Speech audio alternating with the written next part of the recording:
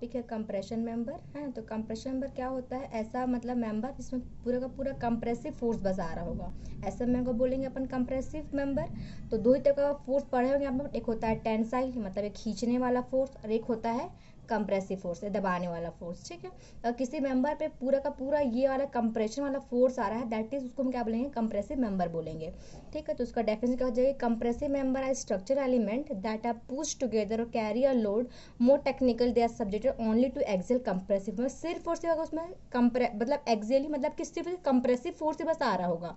ठीक है, तो अलग अलग जगह पे उसको हम लोग अलग अलग टाइप के मेंबर्स को हम लोग कंप्रेशन बोल सकते थे। कि पहले देख लो कॉलम, तो जो पता है आरसीसी कॉलम, कॉलम कैसा होता है, ऐसे होता है बीम से ऊपर का लोड इसके ऊपर आ रहा है और पूरा इसे बस कंप्रेस हो रहा है ये। ठीक है, तो कॉलम भी क्या है, कंप्रेशन मेंबर। दूसरा स्ट्रट, तो स्ट्रट क्या है, ट्रस का एक पार्ट होता है, उसमें भी कंप्रेशन आता है, उसको भी हम लोग क्या होता है, कंप्रेसिव मेंबर बोल सकते हैं।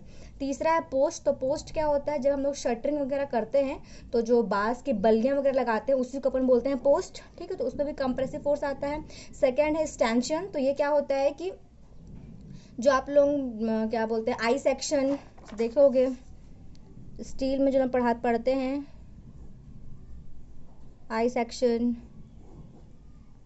चैनल सेक्शन, ठीक है, ये एंगल सेक्शन, तो ऐसे मेंबर्स को मिला के हम लोग क्या करते हैं, इसी से क्या करते हैं कॉलम। मतलब ये तो जो कॉलम जो होता है मेनली आरसीसी में हम लोग उसे कंक्रीट से और क्या बोलते हैं स्टील से बना देते हैं। बाकी जो स्टैंशन क्या होता है कि जो ये सब मेंबर्स है इन सबको जोड़ के उसको बोलते हैं बिल्टअप मेंबर, और अगर सिंगल बना तो उसको स्टैंशंस बोलेंगे। ठीक है, तो इसमें भी क्या होता है, ये भी क्या है, अगर इसको हम लोग कॉलम की तरह यूज कर रहे हैं, ठीक है, तो उसमें क्या जाएगा, पूरा कंप्रेसिव फोर्स आ रहा होगा, तो उसको भी हम कंप्रेशन बोल सकते हैं।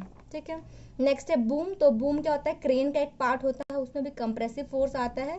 ठीक, और ये बाकी टॉप कॉर्ड ऑफ ट्रस, ठीक है, इसमें भी कंप्रेसिव फोर्स आता है। अब बात करते हैं कॉलम का, तो कॉलम क्या एक वर्टिकल स्ट्रक्चर मेंबर है। It transmit the load from ceiling, roof, slab या beam including its self weight to the foundation, यही होता है। ठीक है, तो कॉलम मतलब उसमें टोटली प्योरली उसमें कंप्रेसिव लोड ही आता है। ठीक है, अगर टाइप्स ऑफ कॉलम देखें अगर, तो दो टाइप के कॉलम जनरली पढ़ते हैं हम लोग, लॉन्ग कॉलम, शॉर्ट कॉलम, एक इंटरमीडिएट कॉलम भी होता है, लेकिन इस चैप्टर में हम लोग को सिर्फ ये दो पढ़ना है, लॉन्ग कॉलम और शॉर्ट कॉलम। ठीक है, अब उन दोनों में डिफरेंस क्या है भाई, लॉन्ग कॉलम और शॉर्ट कॉलम, नाम से क्लियर हो रहा है। लॉन्ग कॉलम मतलब कि उसका क्या होगा, जो एरिया के कंपैरिजन में जो उसका लेंथ है वो क्या होगा, बहुत ज़्यादा होगा। वही इसका डेफिनेशन भी लिखा हुआ है कि when length of column is more as compare to its cross section dimension, it is called as long column. ठीक है, अगर इसको हम लोग टेक्निकली टर्म पे देखें अगर, तो उसमें क्या होता है, अगर L effective by R minimum ज़्यादा है किससे, 50 से, ठीक है, तो ऐसे में क्या बोलेंगे हम लॉन्ग कॉलम में, आगे बताऊंगी मैं क्या होता है ये। ठीक है, जो लेकिन जो एल बाई आर मिनिमम जो रेशियो है, इसी को हम लोग स्लेंडरस रेशियो भी बोलते हैं, लैम्डा से डिनोट करते हैं। ठीक है, जहाँ पे ये जो एल ई लिखा हुआ है ये इफेक्टिव लेंथ है कॉलम का, बाकी जो R minimum radius of gyration है। ठीक है, और जनरली जो लॉन्ग कॉलम होगा वो किससे फेल होगा, बकलिंग से फेल होगा। मतलब लॉन्ग कॉलम मतलब उसका लेंथ बहुत ज़्यादा है, उसका जो थिकनेस वो क्या है, वो जो इसका एरिया जो क्रॉस सेक्शन एरिया है वो बहुत कम है, तो इसे क्या होगा, ये क्रश से तो फेल होगा नहीं, इसका लेंथ बहुत ज्यादा कम है, क्या बकल होगा, मतलब जब ऊपर से लोड लगेगा इसके ऊपर तो ये मुड़ जाएगा, तो लॉन्ग कम जनरली बकलिंग से ही फेल होता है। ठीक है, बाकी आते हैं शॉर्ट कॉलम में, तो शॉर्ट कॉलम क्या होगा, जब लेंथ ऑफ कॉलम कम है compare to its cross section dimension, तब उसको बोलेंगे शॉर्ट कॉलम। और टेक्निकल दिखाते हैं एल आर मिनिमम अगर लेस देन है किसी 50 से, तो क्या हम शॉर्ट कॉलम बोलेंगे। ठीक है, बाकी जो शॉर्ट कॉलम में जनरली फेल किस में होगा, तो क्रशिंग से फेल होगा। ठीक है, बाकी डायमेंशन देख लो, छोटा कॉलम में दिख रहा है कि इसका एरिया ज़्यादा ही दिख रहा है हम लोग को एज कम्पेयर टू इसके लेंथ के, तो ये किससे फेल होगा, क्रश से फेल हो जाएगा, मतलब ये क्रश हो जाएगा। ठीक है,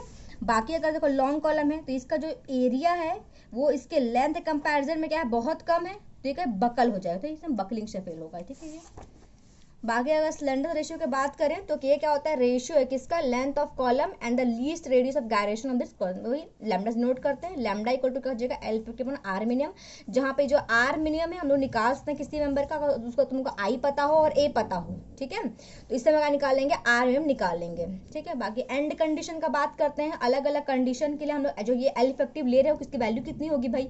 ठीक है, अगर तुम बोथ एंड हिंज है, मतलब ऊपर भी हिंज है, सॉरी ये फिक्स्ड हो गया, ऊपर भी हिंज है और नीचे दोनों साइड अगर हिंज है तो एल इफेक्टिव एल ही रहेगा, ठीक है। अगर दोनों साइड फिक्स का बात करते हैं तो एल इफेक्टिव 0.5 एल हो जाएगा। अगर एक एंड फिक्स है दूसरा एंड फ्री है तो एल इफेक्टिव जगह 2 एल रहेगा। एक एंड अगर फिक्स होता है और एक एंड हिंज है तो उसका इफेक्टिव 0.7 या फिर एल बाय रूट 2 कुछ भी बोल लो, ये दोनों